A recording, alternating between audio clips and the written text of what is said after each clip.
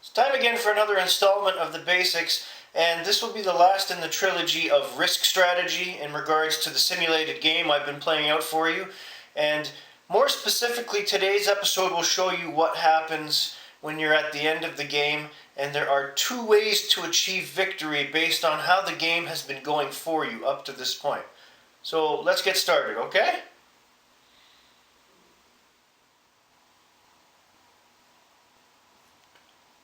So we're back near the end of our simulated game where I'm playing as the red player against two other opponents.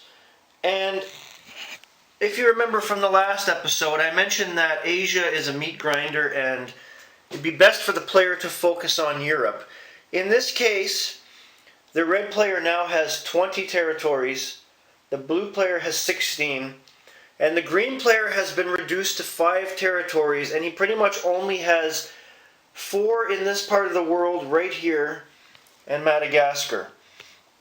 The blue player has managed to expand and build armies throughout Asia, taken over from the green in Africa and most of South America. He's also really started to mass forces up in North America, but you as the red player, which I'm playing as for you, have managed to expand into Africa, maintain and actually capture a couple more in Asia, as well as take over all of Australia and start massing in North America.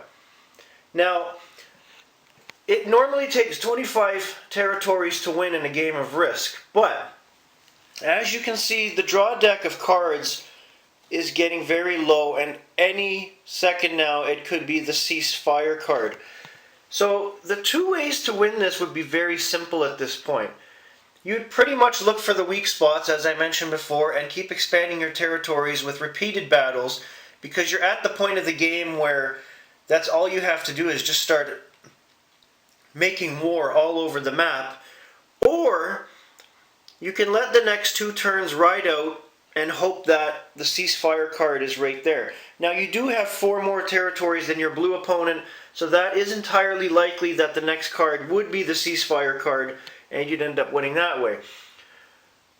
I would recommend having a couple last battles, because you don't know if that is really going to be the ceasefire card or there's going to be a couple more turns for each player.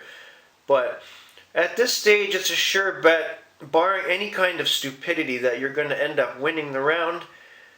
And it's interesting to note that how one opponent, that being the blue, has almost kept pace with you, but the other opponent, being green, has been completely wiped out.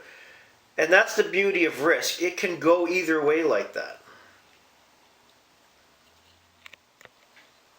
Now, the one thing that I want to stress is a lot of cases when you get this deep into the game, especially if you have over 20 territories, there are too many players that get complacent and they just sit there and stop battling and just try to run out the clock with the ceasefire card. It doesn't always work out.